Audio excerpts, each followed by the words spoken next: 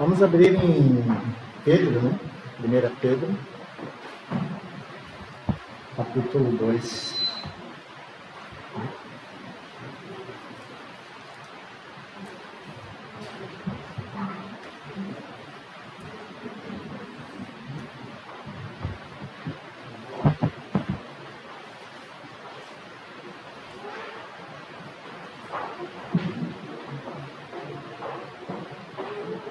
Primeira Pedro, capítulo 2.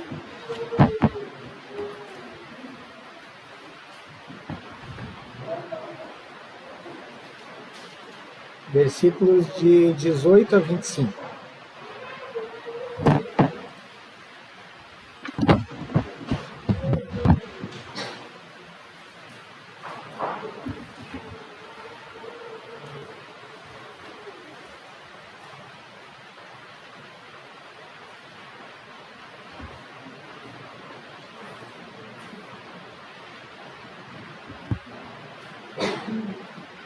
Vocês, escravos, submetam-se ao seu Senhor com todo respeito.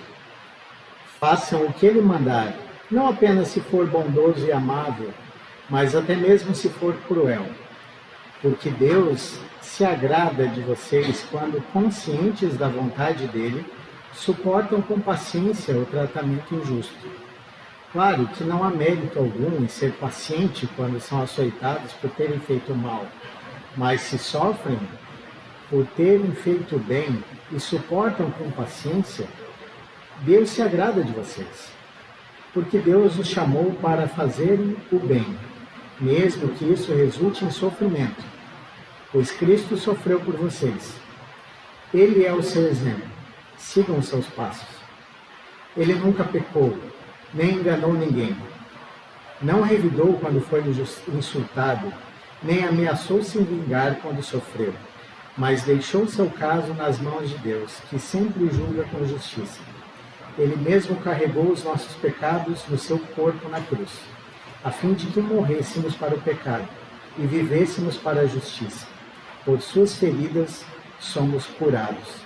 Vocês eram como ovelhas desgarradas, mas agora voltaram para o pastor, o guardião de sua alma. Senhor, nós te louvamos por tua palavra.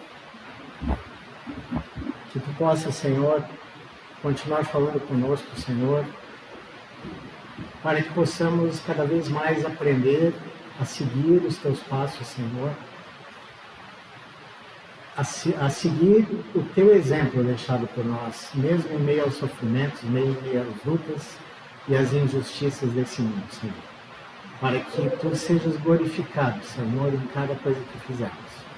Em nome de Jesus, como já oramos, peço tua graça, Senhor, sobre esse momento, para que o teu Espírito Santo possa estar revelando a tua palavra e agindo nos nossos corações, Senhor. Porque só tu podes fazer isso. E só tu tens cuidado de nossas vidas a esse ponto, Senhor. Amém. Queridos, eu quero comentar hoje sobre qual deve ser o procedimento do cristão na injustiça.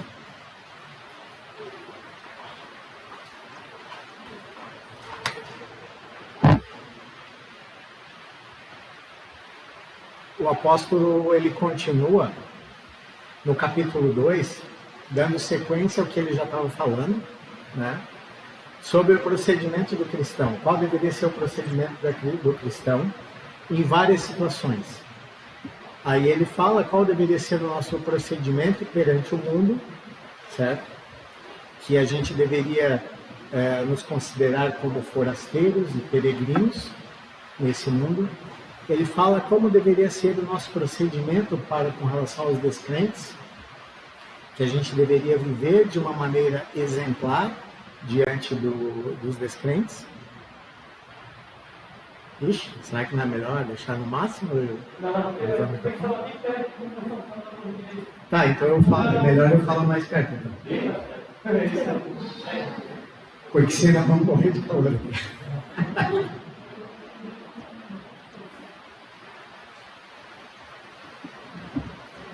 Então, qual deve ser o nosso procedimento para com os descrentes? Certo? Que a gente deveria viver uma vida exemplar. qual deveria ser o nosso procedimento como cristãos perante as autoridades, que a gente deveria nos sujeitar, estar sujeito a todas as autoridades, e qual deveria ser o nosso procedimento para com todos, e para com todos os tipos de pessoas. A gente deveria viver na liberdade do Evangelho sem libertinagem, certo? Tudo isso a gente viu nos versículos anteriores. Então aqui Pedro vai continuar com esse foco no procedimento, só que ele vai trazer especificamente a respeito, na continuidade, a respeito dos servos e dos escravos, né? E aí ele vai trazer algo que é inerente a todo cristão. Ele vai aproveitar essa base que ele está dizendo a respeito dos escravos, para trazer um ponto que é comum a todos os cristãos, que é como deve ser nosso procedimento quando sofremos injustiças. Então Pedro vai... já comentei. Quando ocorre uma situação, um evento, né, em nossas vidas, em que a gente sente que os nossos direitos são violados, a gente diz que isso é uma injustiça, certo? Então a gente se sente injustiçado quando nós achamos que fomos prejudicados ou tratados de um modo que a gente não merece, né? Então,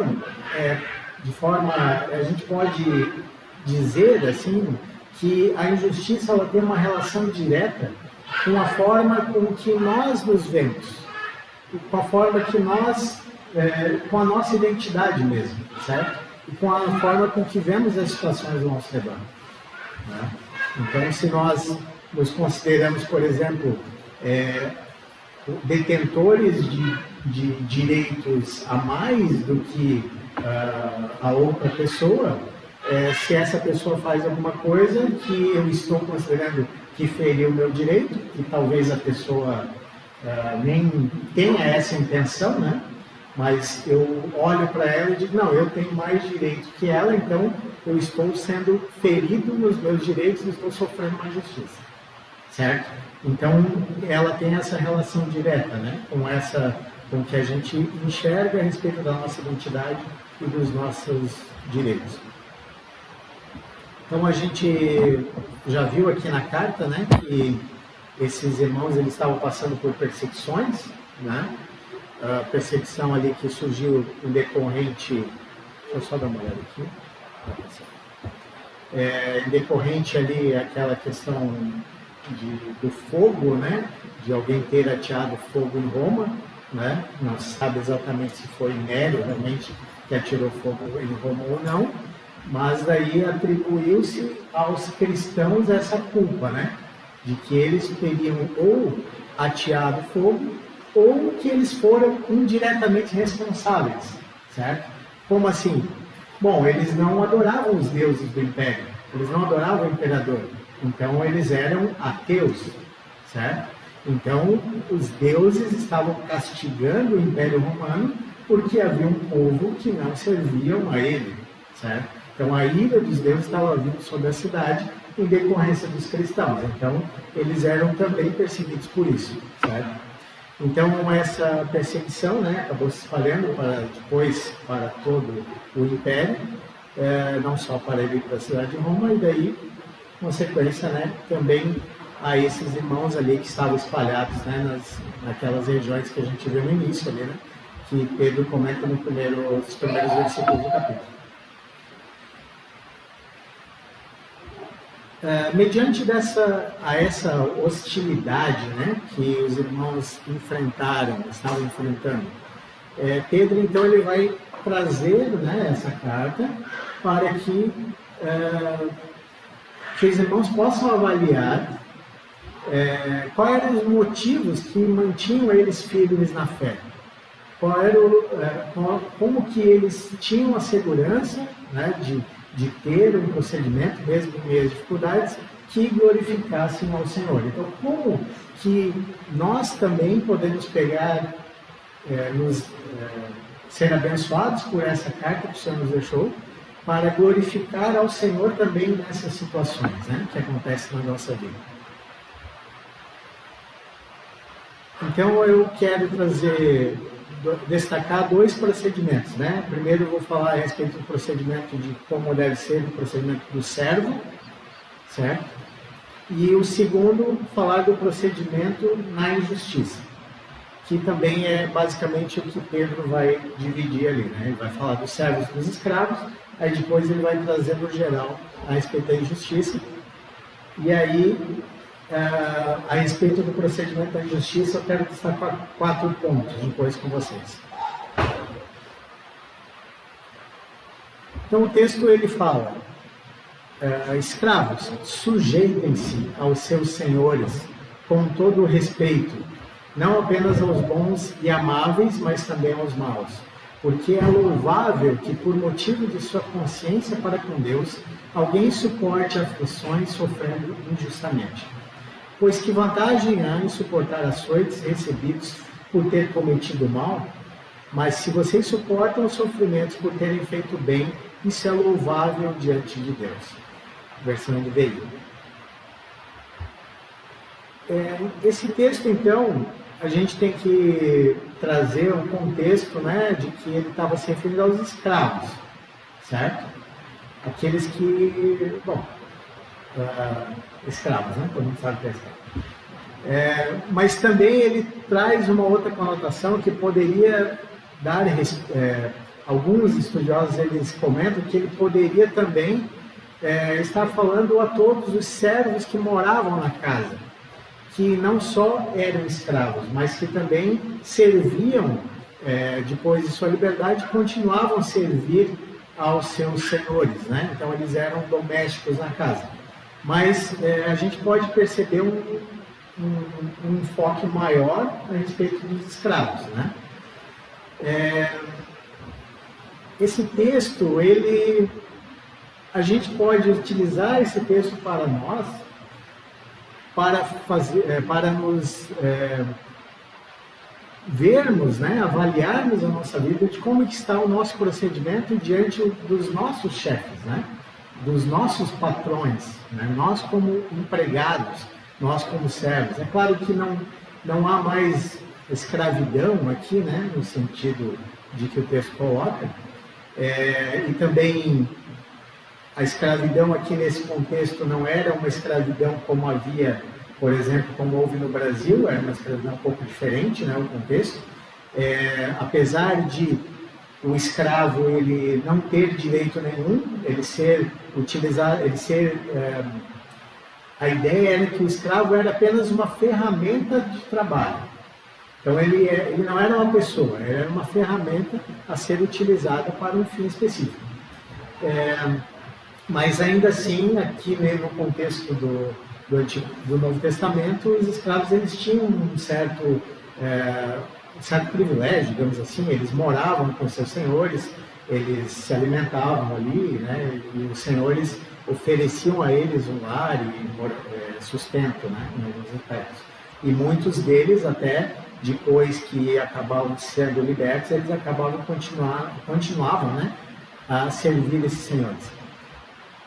É interessante que Pedro ele vai se dirigir aqui, nesse contexto, aos escravos, né? Ele vai falar aos servos. Pedro não vai, como Paulo em outros textos vai dizer, ele não vai se referir aos senhores. Ele só vai falar dos servos. Qual deve ser o procedimento dos escravos? Certo? Então, e aqui o que o texto frisa bem é que ele está orientando os irmãos qual deveria ser o procedimento dos servos, independente do caráter do seu senhor. Se ele era bom, se ele era mau, se ele era cruel, se ele te tratava bem ou não, né? Então, independente do caráter dele, né? Porque muitos deles, a gente vê também pelas cartas de Paulo, que alguns senhores também eram cristãos, né? Também haviam se convertido.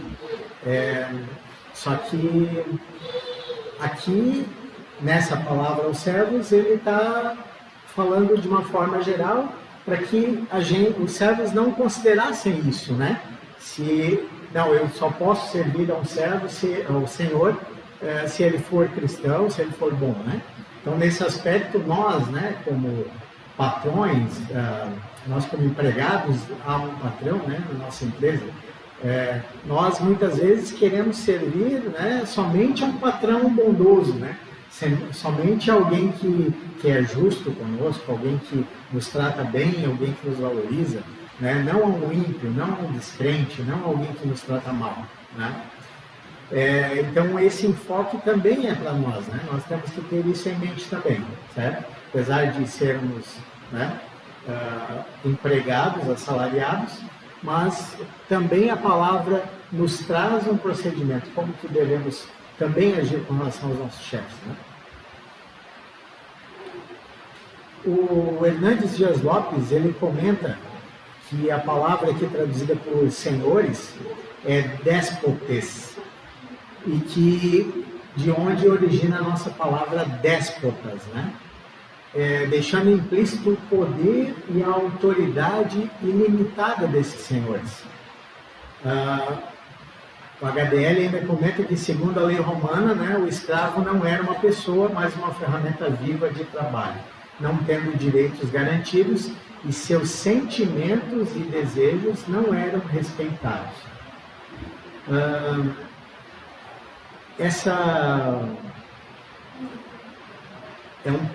A gente tem que considerar isso, né? O escravo nessa situação, ele realmente não tinha direito, né? E o seu senhor, ele tinha todos os direitos sobre a vida dele, né? Se ele quisesse mandar que ele fosse espancado, e como ele era só uma ferramenta para o trabalho, né? Se ele quisesse matar o escravo, ele tinha esse direito, ele pertencia a ele, certo?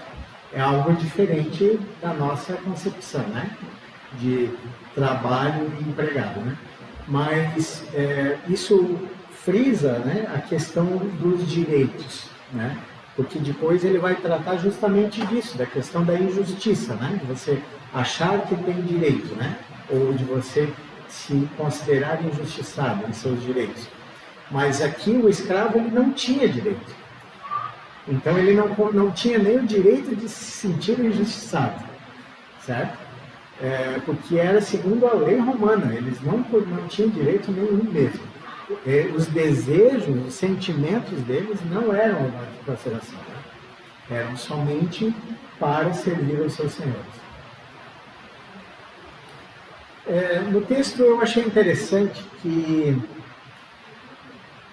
a tradução da NVT, ela fala e algumas outras traduções, se não me engano, na revista atualizada, ela também fala de submetam-se aos seus senhores, e algumas traduções elas falam de sujeitem-se aos seus senhores. Eu achei interessante colocar aqui para vocês o que é sujeição e o que é submissão. Existe diferença entre essas duas palavras? Por quê? Porque uma vez um irmão chegou para mim e disse o seguinte: olha, a mulher, ela precisa ser submissa ao seu marido, mas os irmãos, eles não podem ser submissos, eles têm que ser sujeitos uns aos outros.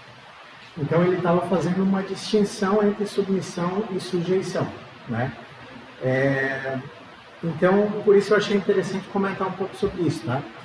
Que, segundo o dicionário, né, sujeição é um estado em que se está sujeito, dependência, submissão, vassalagem, que aceita passivamente a dominação, obediência, submissão, resignação. Tá? Segundo o dicionário também, o que é submissão? É uma condição de que se é obrigado a obedecer. Sujeição, subordinação, disposição para obedecer, para aceitar uma situação de subordinação. Docilidade, obediência, subalternidade. Ou seja, o dicionário ele é meio ambíguo aqui, né? Ele dá a entender que as duas coisas são quase a mesma coisa, certo? Só que para a psicologia, esses dois termos são bem diferentes. Eles consideram uma diferença maior. Para a psicologia, sujeição é um indivíduo que abre mão voluntariamente da sua vontade, em detrimento à vontade de outra pessoa. E isso não é sempre, né? Por exemplo, um casal poderia eu abrir mão da minha vontade para que a esposa fizesse a vontade dela, e aí depois a esposa abriria mão da vontade dela para que a minha fosse feita, entendeu? Seria isso, seria voluntariamente eu abrir mão da minha vontade e depois a outra pessoa abre mão da vontade dela e assim vai. Já para submissão, seria uma anulação da personalidade. Um indivíduo não tem mais vontade, ele abre totalmente mão da sua vontade para fazer a vontade do outro, certo? Então, nesse contexto é que o irmão falou a respeito das mulheres, né? Vocês entendem agora, né? Que a mulher, então, teria que ser submissa ao seu marido nesse sentido. E que já na igreja os irmãos deveriam se sujeitar, abrir mão voluntariamente da sua vontade. Só que no texto grego, sempre quando é traduzido para o português submissão e sujeição, é a mesma palavra utilizada para todos os termos, certo? O otassó, hipo ou upo, que significa sob, e tassó, que significa organizar. Então, eu me coloco abaixo, eu me sujeito eu me submeto, eu me coloco em sujeição. As derivações desse verbo, né, elas ocorrem na tradução para sujeição, submissão, ser obediente, colocar as coisas sobre, né, sujeitar todas as coisas debaixo dos seus pés, colocar as coisas debaixo dos pés de Cristo, por exemplo, é a mesma palavra. Ceder a uma admoestação, a um conselho de alguém, além de subjugar. Então, para tudo isso é usado os derivados desse verbo, certo? Ou seja, biblicamente é o mesmo termo, tá? Mas no português existe essa diferença, tá? Então, por isso que algumas traduções traduzem por submeter, outras se sujeitar, certo? Mas ele tem o sentido mesmo de que você se sujeita e você cede para se colocar debaixo da autoridade de alguém, né? Da vontade de alguém. Então, voltando a falar aqui a respeito do servo.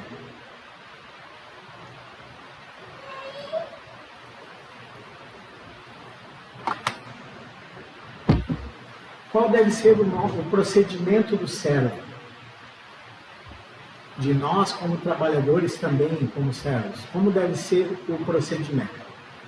Em primeiro lugar, deve ser com todo o temor, com todo o respeito, sobre todas as circunstâncias, em tudo o que é possível. Né? O termo ali do versículo, ele dá a entender isso, que é em qualquer situação mesmo, certo? Você se sujeitar sempre que for possível. Independente do caráter do seu Senhor, mesmo os perversos, os cruéis, os injustos.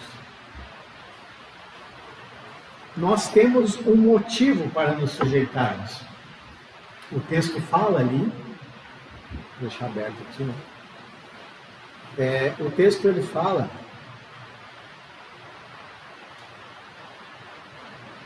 porque Deus se agrada de vocês quando conscientes da vontade dele, ou em outras traduções, por motivo de consciência, ou de consciência para com Deus.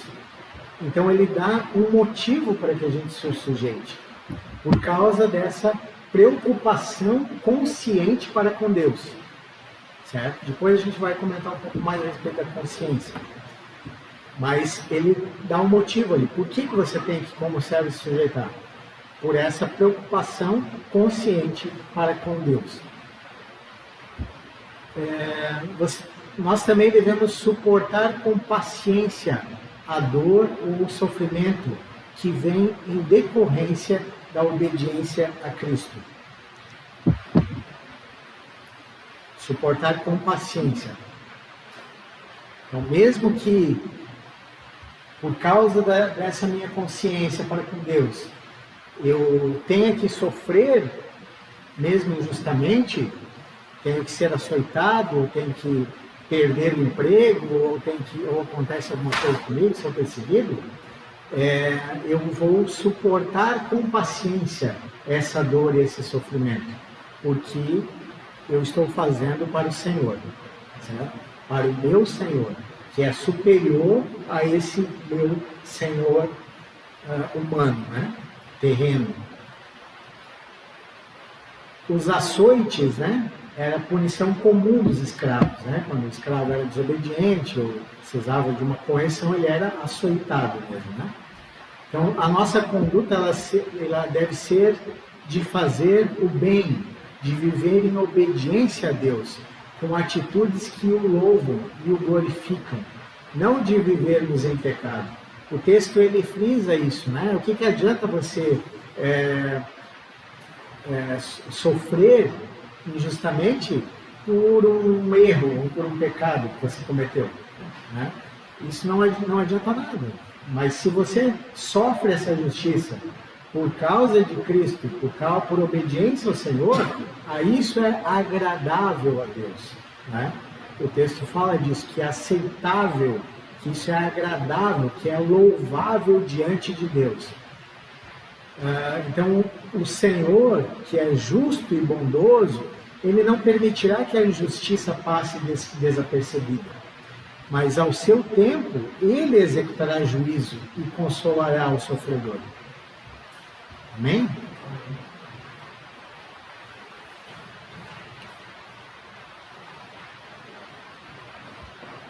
Então, falando um pouco sobre esse motivo, essa consciência que o texto traz aqui, né? Então, essa expressão, por motivo de sua consciência para com Deus. Então, Pedro está mostrando que, ao mesmo tempo, a gente deve estar consciente de qual é a vontade de Deus e também de que tudo o que a gente fizer deve estar coerente com o que nós cremos. Que a nossa consciência, para que a nossa consciência não seja ferida, né? Então, se eu creio em determinada coisa, eu devo agir de forma coerente para que a minha consciência não seja ferida. Vocês entenderam? Então, desses dois pontos, eu tenho que saber que Deus quer que eu faça isso, certo? Vamos pegar um exemplo. Mentir, certo? Meu chefe diz em uma determinada situação que eu precisaria estar mentindo, né? E aí você, consciente da vontade de Deus, você, mesmo sofrendo alguma retaliação, alguma injustiça, algo que poderia vir do chefe, se mantém numa atitude de não mentir, porque você sabe que a vontade de Deus é que você não minta, certo? E ao mesmo tempo de você ser coerente com aquilo que você crê, né? Então, se você crê que a vontade de Deus é não mentir, mas se você mente toda hora, que coerência que você tem com relação a isso, certo? Aí o que acontece? A tua consciência ela é ferida, né? Porque você está fazendo alguma coisa. Vamos pegar lá o texto de comer carne sacrificada a ídolos lá, né? Que Paulo fala.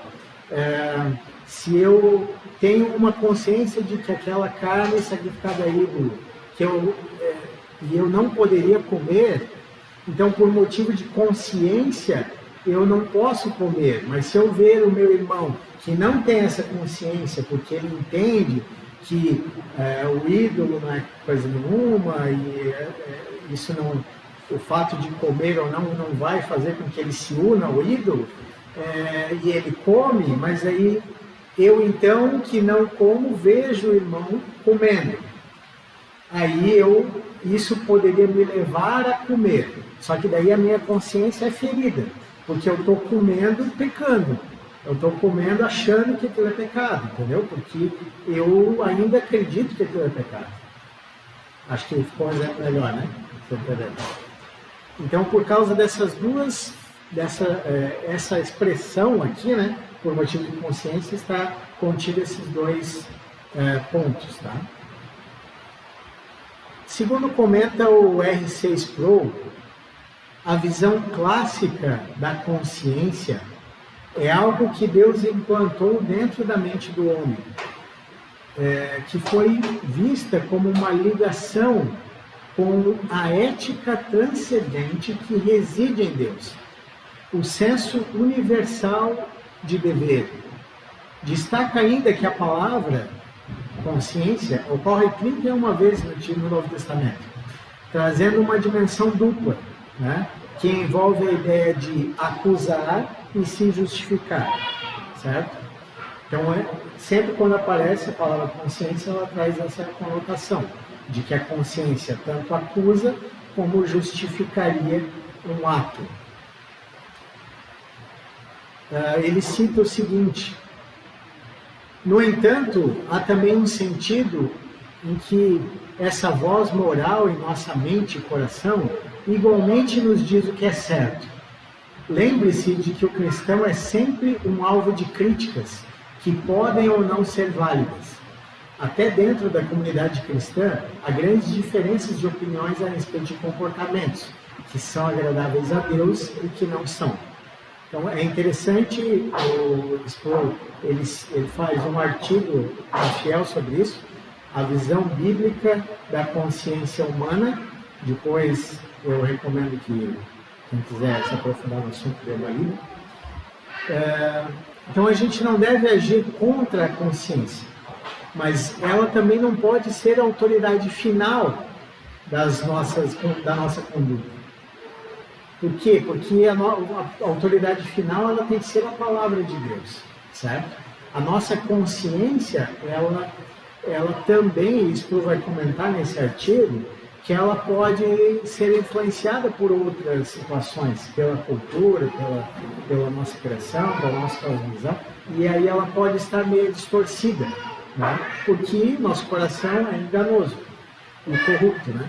Então, a palavra de Deus é que tem que ser a autoridade final para reger a nossa conduta.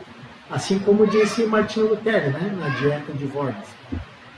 Não posso me retratar. A minha consciência está cativa à palavra de Deus. E agir contra a consciência não é correto nem seguro.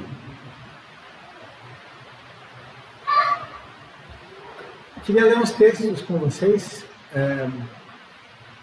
Romanos 13, 5, Romanos capítulo 13, versículo 5, ele diz o seguinte: é necessário que lhe sejam sujeitos. É necessário que lhe estejais sujeitos, não somente por causa do temor da punição, mas também por dever de consciência. No contexto aqui de Paulo falando a respeito de estar sujeito, de obedecer às autoridades, Paulo também fala a respeito da consciência. Da mesma forma que Pedro também vai trazendo, ele fala a respeito do servo, obedecer ao seu Senhor, ele também traz a questão da consciência, né? Então, a gente deveria estar sujeito, não só por causa da consequência, né, de medo de ser punido, mas por causa da consciência. Atos 24:16 também diz o seguinte, Atos capítulo 24:16: por isso eu também me esforço por ter sempre consciência pura diante de Deus e dos homens. Paulo também, dizendo nesse texto, né, que ele se esforçava para ter uma consciência pura diante não só de Deus, como também dos homens, né? Que a sua conduta também não contradizesse, né? A sua vida não fosse uma contradição daquilo que ele crê, daquilo que ele que ele cria e que ele pregava, certo? Então, que ele não teria do que ser acusado, né? A sua consciência, ele não queria que a consciência dele o acusasse, que ele estaria procedendo de forma incoerente. 1 Coríntios 4:4.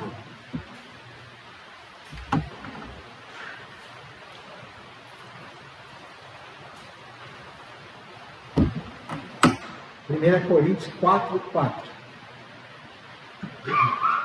Porque de nada me argui a consciência. Contudo, nem por isso me dou por justificado, pois quem me julga é o Senhor. Também Paulo falando isso, né, que apesar de ele não ter nada, a consciência dele não estar acusando ele, mesmo assim a consciência dele não era o árbitro final, não era a palavra final, mas o Senhor que julga todas as coisas é que era superior à sua consciência. Então a palavra é que deve nortear a nossa consciência. Mais dois textos. Hebreus 13:18. Hebreus 13:18. Orai por nós, pois estamos persuadidos de termos boa consciência, desejando em todas as coisas viver codignamente. Aqui também o autor de Hebreus traz esse mesmo ponto, né? Que a conduta prática deveria ter essa coerência com a sua consciência, né? Não ter nada acusando de estar em débito, né, com aquilo que ele faz. E o último texto, 1 Timóteo 1:19. 1 Timóteo, capítulo 1, versículo 19. Mantendo a fé e a boa consciência. Portanto, alguns, tendo rejeitado a boa consciência, vieram a naufragar na fé. Então, mostra essa importância que a gente não pode desprezar também essa ferramenta, né, que o Senhor nos deu de termos essa consciência, de mantermos essa consciência pura diante do Senhor, diante da palavra e conforme também o nosso procedimento diante dos homens, para que a gente não corra o risco nem de naufragar na fé também.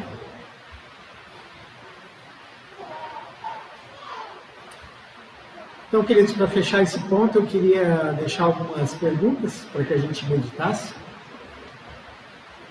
Qual tem sido o nosso procedimento diante dos nossos patrões? Você, como empregado, né, olhe para si mesmo e diga, qual tem sido o seu procedimento diante do meu chefe?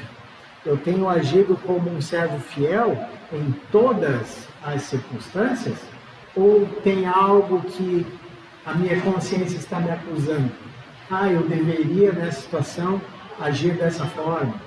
O meu chefe falou isso e eu fiz isso. Poxa, não foi legal o que eu fiz. Certo?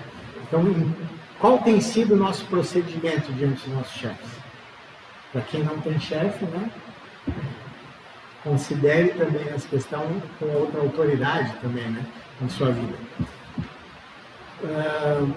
Nós temos suportado com paciência as injustiças?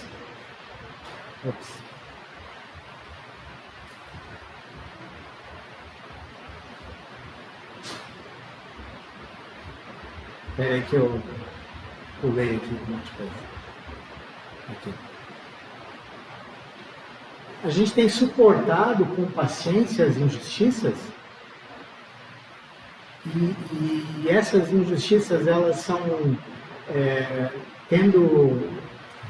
a gente tem suportado isso, tendo como base, por causa da nossa consciência para com Deus, por a gente entender que essa é a vontade de Deus, então a gente tem suportado com paciência, ou a gente tem reclamado, murmurado, mas meu chefe, aquela coisa, que deu, a minha cruz. Né? Então a gente tem suportado com paciência essas injustiças que têm acontecido? Eu tenho me sujeitado ao meu patrão perverso, ímpio e injusto? Mesmo se ele é ímpio, mesmo se ele é perverso, mesmo se ele é injusto, eu tenho me sujeitado a ele? E a minha consciência tem me acusado em algum procedimento no trabalho?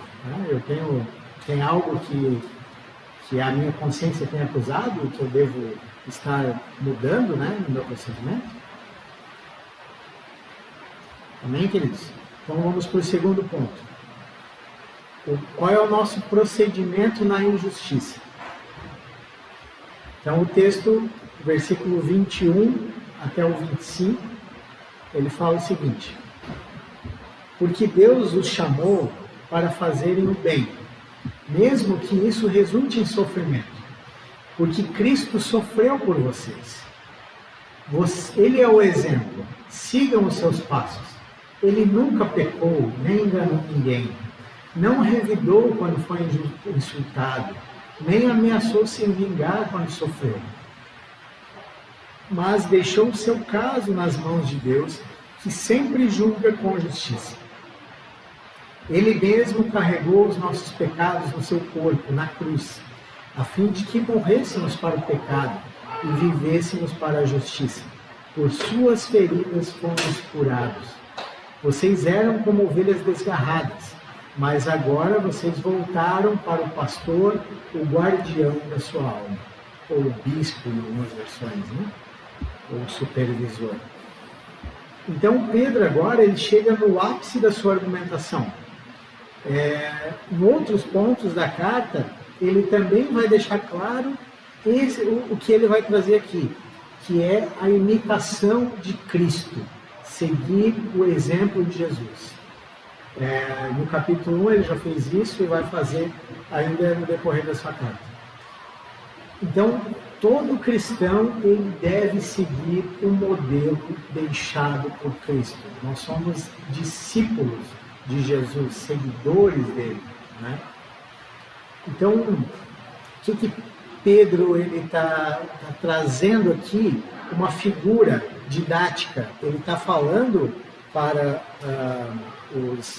os leitores aqui, os irmãos dessa carta, os destinatários, conforme o Hernandes Dias Lopes ele comenta, ele diz o seguinte, que Pedro usa uma figura educacional de uma criança que aprende a escrever utilizando um caderno de caligrafia.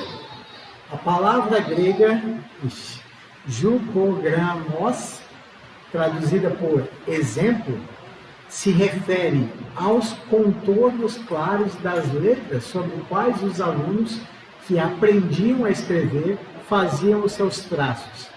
E também a um conjunto de letras escritas no alto da página ou de um texto qualquer para ser copiado pelo aluno no resto da página.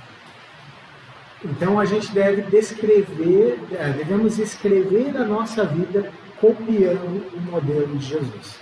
Então, o que ele fala é isso. Quando ele usa essa palavra exemplo, ele estava se referindo a uma tabuinha, que os alunos utilizavam. Então, às vezes, eles escreviam as letras no começo da página, vamos imaginar que fosse uma folha, na folha, no começo da folha, e aí depois eles imitavam, copiavam o que estava escrito lá. Ou então, como se fosse algo que já tinha os seus traços, e o aluno só escrevia por cima, para copiar aquilo que... aprender a fazer aquilo que já estava tracejado. Entenderam? Então é nesse sentido que o apóstolo está dizendo. Que Cristo já nos deu o exemplo, o modelo a ser seguido. A gente vai seguir aquilo que já está delineado por ele. Certo?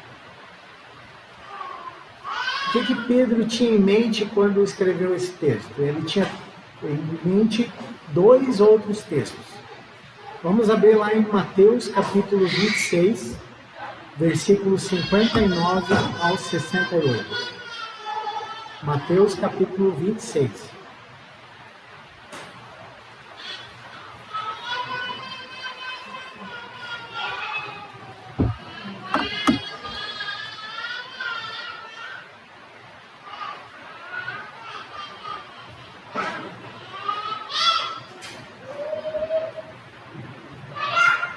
26, versículos 59 até os 68. Eu imagino que Pedro tenha esse texto na mente, porque no versículo posterior ele fala: enquanto isso, Pedro estava no pátio do sumo sacerdote. Então, provavelmente ele tenha visto a cena, ouvido, ou ficou sabendo de tudo isso que aconteceu aqui. Tá?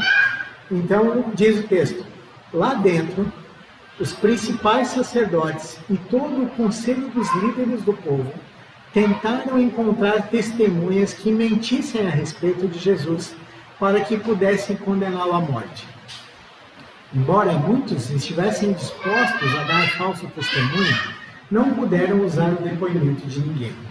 Por fim, apresentaram-se 2 homens que declararam: esse homem disse: sou capaz de destruir o templo de Deus e reconstruí-lo em 3 dias. Então o sumo sacerdote se levantou e disse a Jesus: você não vai responder a essas acusações? O que tem a dizer em sua defesa? Jesus, porém, permaneceu calado. O sumo sacerdote lhe disse: exijo, em nome do Deus vivo, que nos diga se é o Cristo, o Filho de Deus.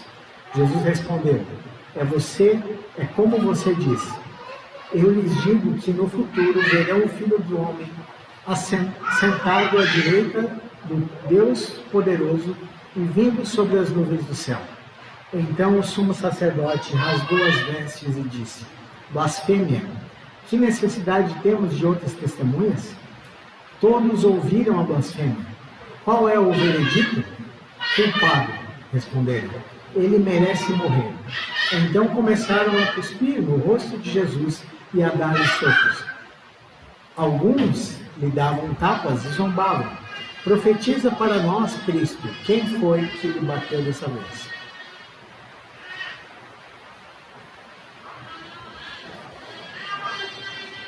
O exemplo de Cristo é a prova de que a paciência sobre sofrimento imerecido é aceitável para Deus. Kistemacher, ele diz o seguinte: diz que a gente não vai seguir a Jesus no grau da sua angústia e dor que ele suportou, né? Mas na maneira como ele suportou o sofrimento. Então, ele não diz que a gente tem que seguir o exemplo de Jesus sendo crucificado, entendeu? Da mesma forma que ele sofreu, certo? Mas que a gente deve ter a mesma atitude, sofrer da mesma maneira como ele suportou esse sofrimento, certo? O outro texto que Pedro ele cita, né, nesse que nós lemos, ele faz referência a Isaías capítulo 53. Vamos ler lá também Isaías capítulo 53.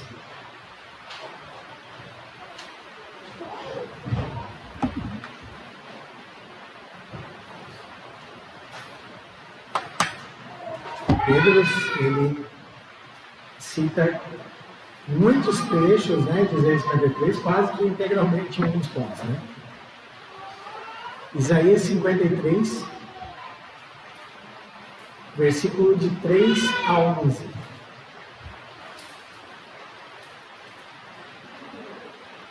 Isaías 53, versículo de 3 a 11. Foi desprezado e rejeitado, homem de dores, que conhece o sofrimento mais profundo. Demos as costas para ele e desviamos o olhar. Ele foi desprezado e não nos importamos. Apesar disso, foram as nossas enfermidades que ele tomou sobre si, e foram as nossas doenças que pesaram sobre ele. Pensamos que o seu sofrimento era castigo de Deus, castigo por sua culpa, né? Dizendo que essa tradução fala que como se Deus estivesse castigando por causa dos pecados dele mesmo, né? Mas ele foi ferido por causa da nossa rebeldia e esmagada por causa dos nossos pecados. Sofreu o castigo para que fôssemos restaurados e recebeu açoites para que fôssemos curados. Todos nós nos desviamos como ovelhas, deixamos os caminhos de Deus para seguir os nossos caminhos. E, no entanto, o Senhor fez cair sobre ele os pecados de todos nós. Ele foi oprimido e humilhado, mas não disse uma só palavra. Foi levado como cordeiro para o matadouro, como uma ovelha muda diante dos tosqueadores. Não abriu a boca. Condenado injustamente, foi levado embora. Ninguém se importou de ele morrer sem deixar descendentes, de sua vida ser cortada no meio do caminho. Mas ele foi ferido mortalmente por causa da rebeldia do meu povo. Não havia cometido nenhuma injustiça e jamais havia enganado alguém. Ainda assim foi sepultado como criminoso, colocado no túmulo de um homem rico. Fazia parte do plano do Senhor esmagá-lo e causar-lhe dor. Quando, porém, a sua vida foi entregue por oferta pelo pecado, ele terá muitos descendentes. Terá vida longa e o plano do Senhor prosperará em suas mãos. Quando ele vir tudo que resultar de sua angústia, ficará satisfeito. E por causa de tudo que o meu servo justo passou, ele fará que muitos sejam considerados justos, pois levará sobre si os pecados deles. Aleluia. Glória a Deus. Então eu quero destacar 4 pontos aqui, tendo em base esses 2 textos de Mateus.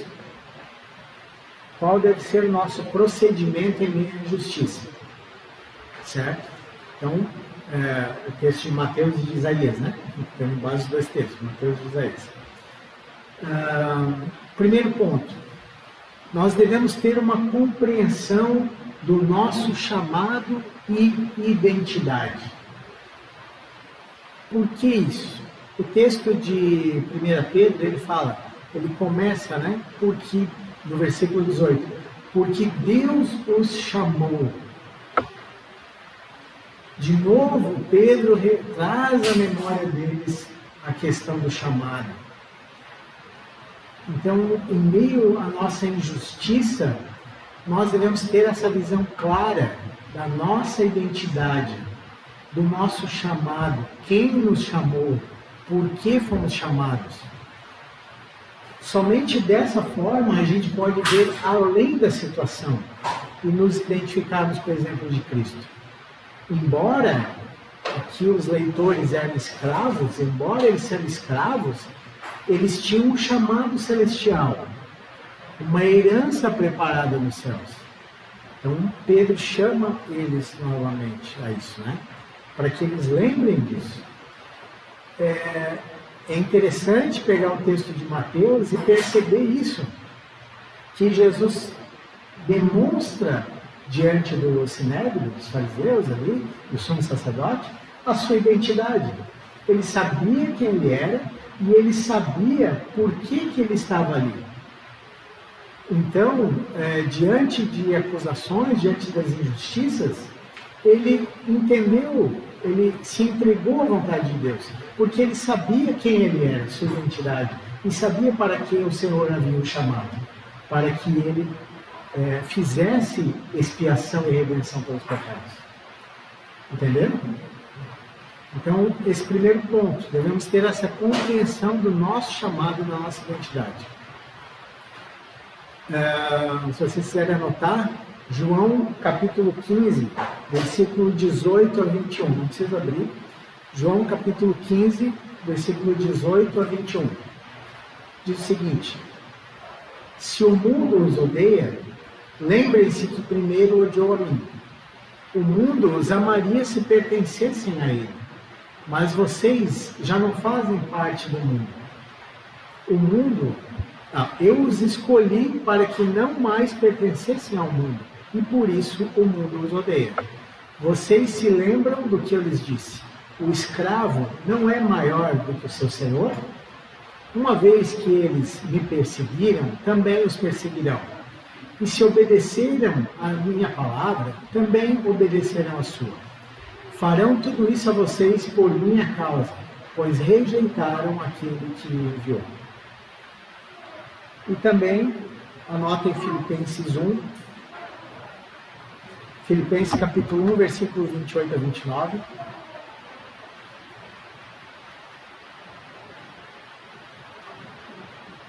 Filipenses capítulo 1, versículo 28 a 29. Não se deixem intimidar por aqueles que se opõem a vocês. Isso é um sinal de Deus que eles serão destruídos e vocês serão salvos. Pois vocês receberam o privilégio não apenas de crer em Cristo, mas também de sofrer por Ele. Então, é claro que os textos eles nos trazem essa luz que nós como cristãos vamos sofrer injustamente. Nós vamos ser perseguidos por causa de Cristo. Porque se o Senhor Jesus, nosso Senhor, sofreu e foi perseguido, nós também sofreremos e seremos perseguidos. Certo? Então, isso tem que trazer à nossa memória, como diz o texto de Filipenses, que é um privilégio, que nós recebemos esse privilégio de poder sofrer, não só crer em Cristo, mas também sofrer por Ele. Certo? Mas se a gente não tiver essa consciência de que nós somos chamados, pertencemos a Cristo, de que Cristo foi perseguido, nós vamos querer algo diferente para nós. Né? A gente vai querer não sofrer essa injustiça, nos preservar, certo? Então, o primeiro ponto, devemos ter a compreensão do nosso chamado e identidade. Segundo ponto, nós devemos reagir como Cristo reagiu. Apesar do sofrimento injusto, Cristo não pecou, nem sequer com a boca. O texto, né, de 1 Pedro, ele dá a entender essa questão, que Cristo não pecou nem mesmo com a sua boca, conforme que isso seria uma marca de perfeição, conforme fala Alford. Como servos, nós temos a tendência de respondermos e rebatermos os insultos. Tanto que Tito 2,9, pode anotar ali, se quiserem, ele diz o seguinte: quanto aos escravos, devem sempre obedecer ao seu Senhor e fazer todo o possível agradá-lo. Não devem ser respondões, porque é uma tendência natural nossa, como servos, de sermos respondões, de respondermos, de reagirmos dessa forma aos nossos senhores, aos nossos patrões. E aqui, falando dos escravos, mais comumente, né, um escravo que não tinha direito nenhum, que não tinha... Que arma que ele tinha? Que arma que um escravo tinha contra o seu patrão, quando ele sofreu uma injustiça? Nenhuma, certo? Então, qual era o subterfúgio que ele utilizava? Qual era a arma que ele utilizava? Ele conferia, ele lançava maldições sobre o seu servo, sobre o seu senhor. Ele clamava a ira dos deuses, ou do Deus, sobre o seu patrão, para que esse Deus fizesse justiça com relação a ele. Então, essa seria a arma, digamos, que o escravo tinha, de proclamar, de falar maldições ao seu chefe, ao seu patrão. Então, aqui a gente vê que o exemplo de Cristo, Jesus, ele, em seu procedimento, ele não reagiu dessa forma. Ele que poderia trazer a ira de Deus sobre os homens. Ele que poderia clamar e o Pai enviar legiões e destruir toda a humanidade. Certo? Ele não fez isso. Ao contrário, ele orou por nós, ele orou pelos seus inimigos, pedindo perdão, clamando para que o Pai o perdoasse, nos perdoasse, né? Conforme Lucas 23, capítulo 3. Então, Matthew Henry, ele destaca que a grosseria, a crueldade e a injustiça dos nossos inimigos, eles não justificam que o cristão injure ou se vingue deles. As razões para o pecado nunca pode ser grande demais, pois sempre temos razões mais fortes de evitá-lo. Então, não importa a situação, não é uma desculpa para você pecar. Não importa se no meio do sofrimento, na injustiça, você está sendo perseguido, não lhe injure, não faça o que Cristo, siga o exemplo de Cristo, não faça o que Cristo não fez, né? Em vez de injuriar, abençoe e ore pelos inimigos, certo? É esse o exemplo que deve ser seguido. O texto também fala que Jesus, mais adiante, ele vai falar que Jesus deixou o seu caso nas mãos de Deus. Ele se entregou, se entregava nas mãos daquele que julga, né? Deixa eu ver aqui.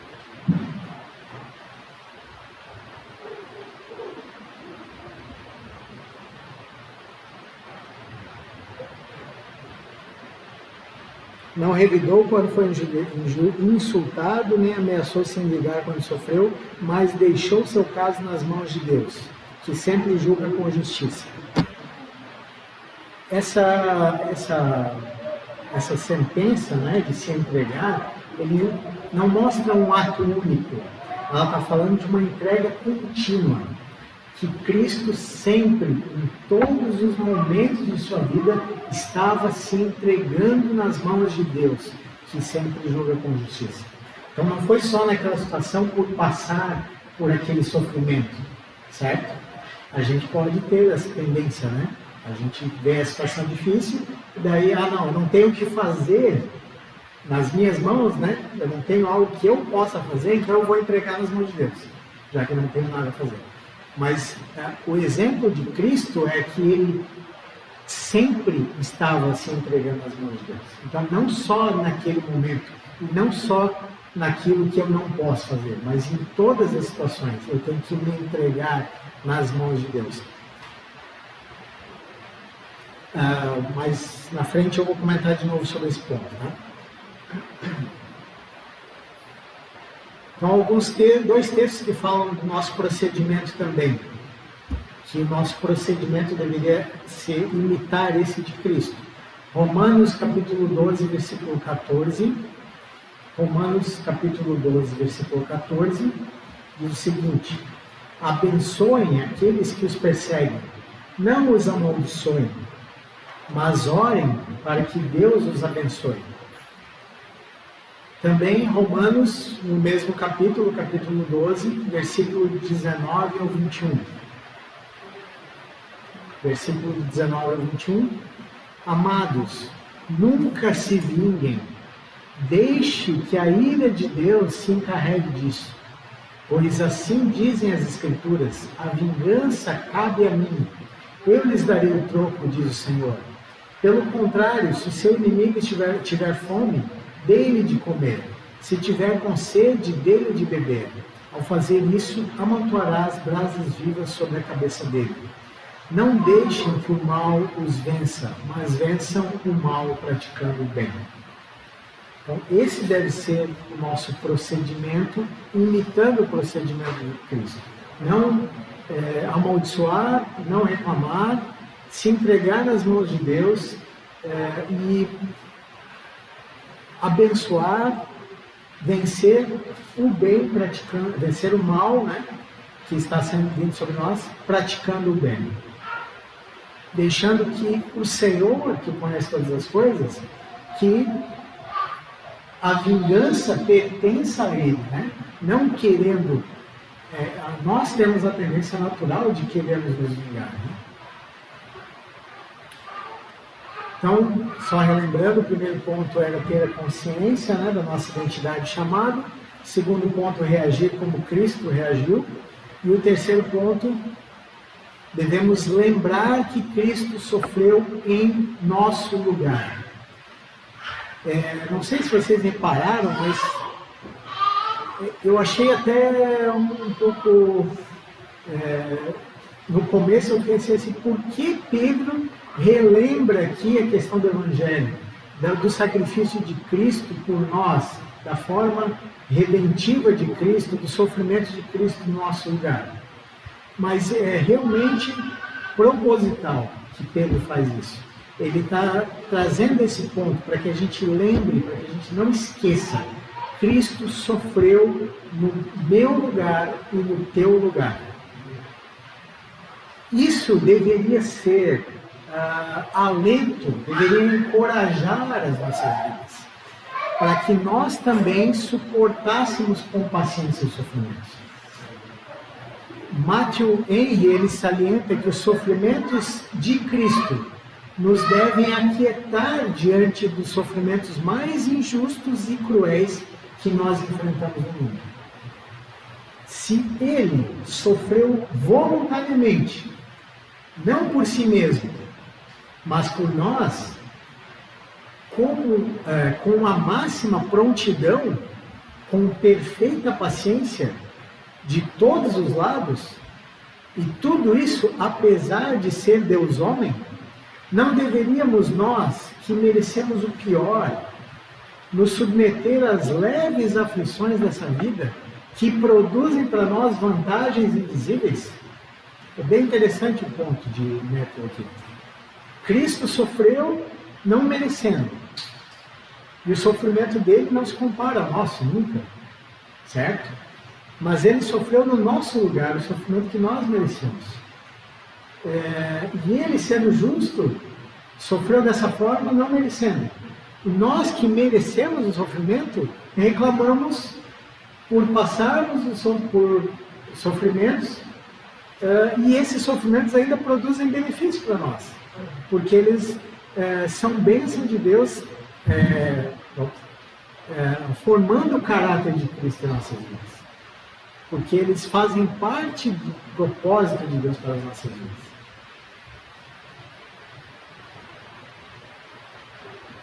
Então, se a gente ainda tem a mentalidade de que Jesus foi um mártir, tadinho de Jesus, coitadinho dele, se Judas não tivesse traído Jesus, estava tudo bem. A gente não pode ter essa visão que Jesus foi um mártir, alguém que foi traído injustamente e que morreu somente. Ele foi voluntariamente, ele morreu voluntariamente. Ele tinha um objetivo claro, ele sabia qual era a vontade de Deus. Ele tinha claramente a obra redentiva estabelecida pelo Pai em vista quando ele foi para a cruz. Então, ele morreu pelos nossos pecados, pela nossa culpa.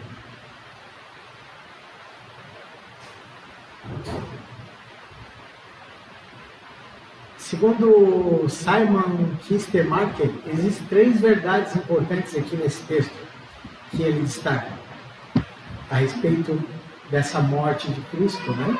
A maneira, Cristo carregou os nossos pecados no seu corpo, na cruz.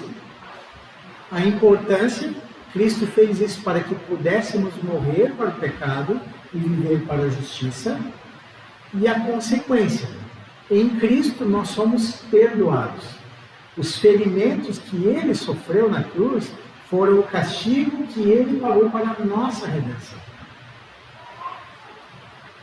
Então, o exemplo de Cristo, ele nos mostra que Deus soberanamente utiliza o nosso sofrimento e a injustiça que a gente sofre para a sua obra eficaz em nossas vidas.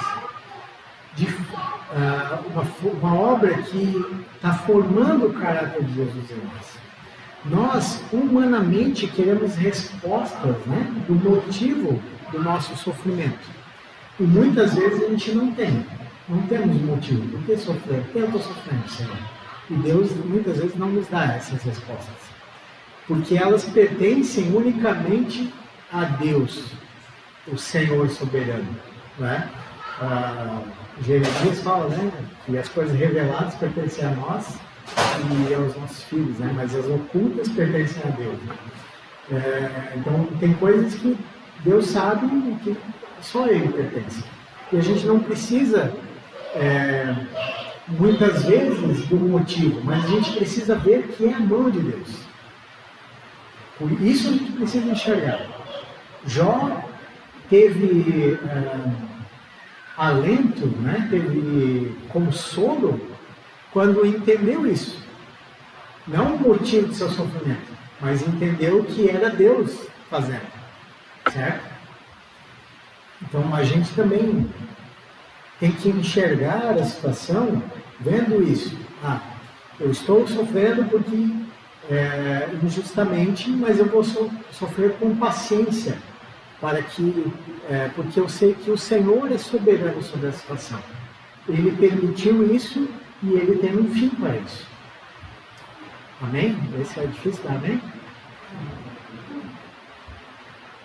A cura para as nossas feridas, elas estão unicamente em Jesus Cristo. Todas as respostas para as nossas dúvidas, elas são respondidas unicamente em Jesus.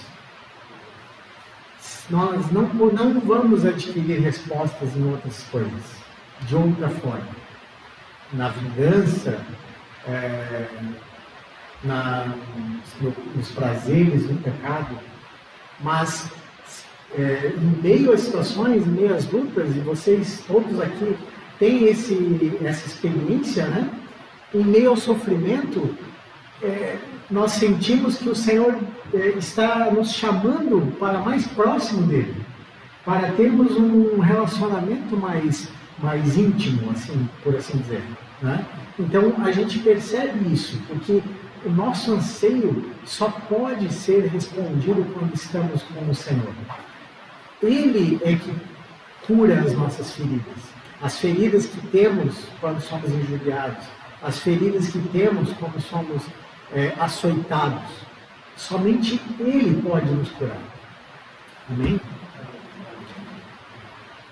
Romanos 8, 28 e 29, né? Texto bem conhecido de todos. Romanos 8, 28 a 29, e sabemos que Deus faz todas as coisas cooperarem para o bem daqueles que o amam e que são chamados de acordo com o seu propósito. Pois Deus conheceu de antemão os seus e os predestinou para se tornarem semelhantes à imagem do seu Filho, a fim de que ele fosse o primeiro entre muitos irmãos. Que mostra claramente isso, né? Que o caráter de Cristo vai ser aperfeiçoado em nós por meio do sofrimento muitas vezes, e que tudo isso está debaixo do controle de Deus. O quarto e último ponto. Nós devemos desfrutar do cuidado pastoral de Jesus. Pedro aqui ele vai utilizar duas palavras para descrever o cuidado de Jesus por nós. Ele vai falar que ele é o pastor, poimen, que fala do seu cuidado, fala da sua provisão em alimentar, em conduzir as suas ovelhas, de tratá-las, de ir atrás delas, de convencê-las pessoalmente, de saber o que é melhor para elas. E fala do bispo, do guardião, do episcopos. Fala da sua supervisão, da sua liderança, da sua administração da lei e da ordem. Ele vê ele vê o que nós estamos passando e ele sabe dos nossos sofrimentos. Não é à toa que Pedro traz essas características do cuidado pastoral de Cristo. Claro que aqui essas atribuições também, né, refletem humanamente nos ofícios da igreja, né, dos pastores, presbíteros, bispos, eles refletem de forma ainda que imperfeita, mas refletem essa característica de Cristo, né? Porque Cristo é o supremo pastor, porque Cristo é o supremo bispo, né, das nossas vidas. Então, Pedro, o que Pedro está... Vamos revisar aqui o que ele está falando, né? Então, ele está falando que você deve suportar com paciência por motivo de consciência para com Deus. Seguindo o exemplo de Jesus. Se entregando nas mãos de Jesus. Porque Ele sofreu por nós. E aí ele vai dizer que Jesus é o pastor e o guardião das nossas almas. O que ele está dizendo? Ele está dizendo que Jesus não sofreu à toa. Ele sofreu porque tinha um objetivo. E Deus usou esse objetivo para a sua glória, para a redenção, para a nossa redenção. E agora, nós não estamos sozinhos. Deus, em toda a sua obra de salvação, Ele não dá, não acontece assim, né? Deus faz a obra, aí Deus pega e diz para o homem, então, agora é contigo. Te vira lá. Valeu? Não. Deus continua, Ele faz a obra completa. E esse papel de Cristo, essa função dele como bispo e guardião, ela justamente mostra isso, que ele mesmo em meio às nossas injustiças, os nossos sofrimentos, ele não nos deixa sozinhos, mas ele está conosco. Então ele, como bispo, ele cuida de você, como pastor, ele é que cuida da sua vida. Se ele cuida, ele não deixa que o lobo se aproxime, ele não deixa que... ele sabe o que é melhor para você, ele sabe que lá tem um melhor pasto, mais verdinho, ele vai te conduzir para lá, ele vai te direcionar, vai direcionar a tua vida para aquelas águas tranquilas, do Salmo 23, como cantamos, certo? Então, ele está cuidando de você, mesmo em meio aos sofrimentos. Como bispo, como guardião, ele continua, ele sabe o que você está passando. Não está acontecendo a situação à toa, ou sem que ele saiba, pegou ele desprevenido. Não, ele está guardando a tua vida. Ele está administrando todas essas situações da tua vida.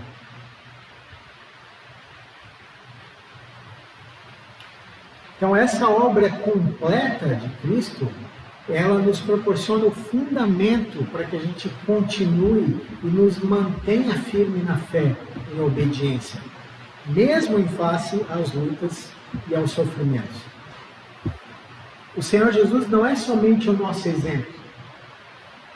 É tão consolador saber isso, né? O Senhor Jesus é o nosso exemplo. Mas, se Ele fosse só isso, nós não teríamos esperança. O Senhor Jesus não é somente o nosso exemplo, mas é aquele que se coloca sob o jugo conosco. É aquele que nos traz esperança, e paciência em meio às injustiças, andando conosco nesse relacionamento, nesse companheirismo. Amém? É precioso isso, né? Que isso realmente possa, e como conclusão, partindo para a conclusão agora, queridos, essas verdades, principalmente essas 4 verdades, esses 4 pontos, tem que estar sempre em nossa mente, como o Pedro sempre, em toda a sua carta, ele vai fazer, ele vai trazer de novo a memória, vai falar do Evangelho, vai falar da obra de Cristo, para estar sempre na mente, para que a gente não esqueça, para que a gente esteja fundamentado naquilo que é a verdade, para que a nossa prática, o nosso procedimento, ele seja baseado no fundamento da verdade da palavra de Deus e da obra consumada de Cristo. Então, é claro que todas as pessoas sofrem, todos vocês sofrem e todos nós vamos sofrer.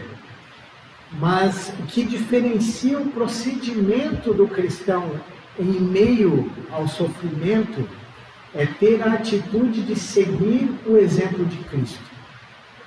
Isso é o que nos diferencia. O ímpio também sofre, mas como ele reage ao sofrimento é que tem que ser totalmente diferente da nossa reação ao sofrimento, à injustiça e à angústia. Somente quando a gente entende o cuidado amoroso do Senhor, nos entregamos constantemente aquilo que Ele soberanamente tem trazido sobre as nossas vidas. Então a gente entende, Ele tem cuidado de mim, Ele é o meu pastor, Ele é o meu guia, o meu supervisor. Então eu me entrego. A Ele. ao que Ele está fazendo, ao que Ele quer. Mesmo que isso seja em meio à injustiça, mesmo que isso seja em sofrimento. E aí, então, a gente pode suportar com paciência os sofrimentos e glorificar a Deus em meio às injustiças. Como pergunta, eu quero deixar para vocês o seguinte: como saber, como que saber desse cuidado pastoral de Cristo, Ele tem confortado e tem te feito suportar as injustiças? Você saber disso faz diferença na tua caminhada? E como que isso tem te confortado? Entendemos realmente a soberania de Deus? A gente fala, muito da soberania de Deus, e muitas vezes a gente não entende a soberania de Deus. A gente, no meio da situação, que é uma tendência natural, reclamamos e não entendemos. Não, Deus controla isso. Amém? Estamos seguindo os passos de Jesus? Estamos seguindo o seu exemplo? Reagindo como ele, agindo como ele agiu? Seguindo o seu procedimento? Temos mantido uma boa consciência em relação a Deus, mesmo sofrendo injustamente? A nossa consciência tem nos acusado de pecado, ou que temos falhado com relação ao nosso procedimento, tanto para com Deus quanto para o nosso em meio ao sofrimento, em meio à injustiça?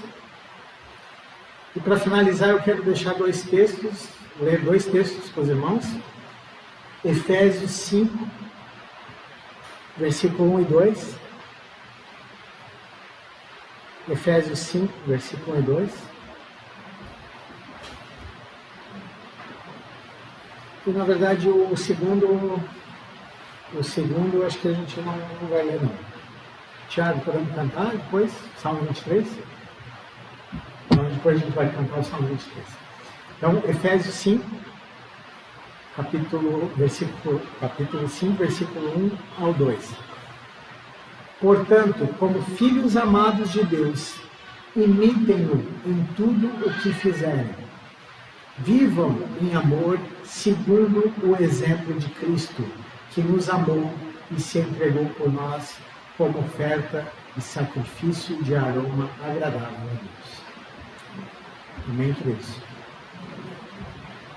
Senhor, nós te damos graças por tua palavra, Senhor. Te damos graças pelo exemplo que temos em Cristo. E não só pelo exemplo maravilhoso que temos, mas pelo cuidado pastoral que tu tens para com as nossas vidas.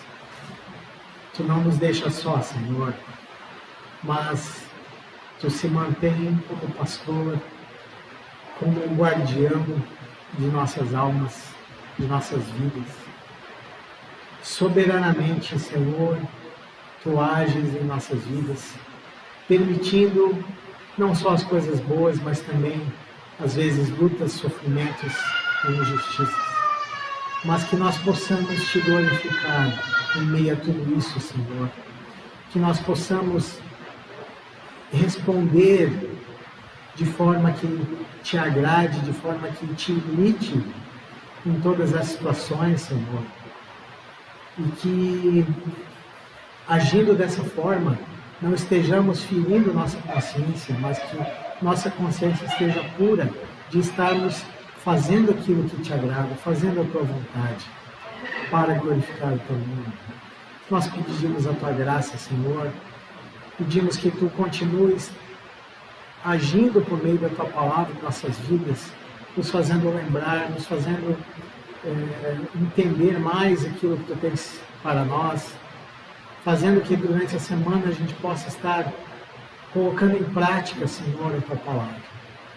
Em nome de Jesus, nós queremos nos entregar, Senhor, nas tuas mãos constantemente, Senhor, porque tu tens cuidado de nós.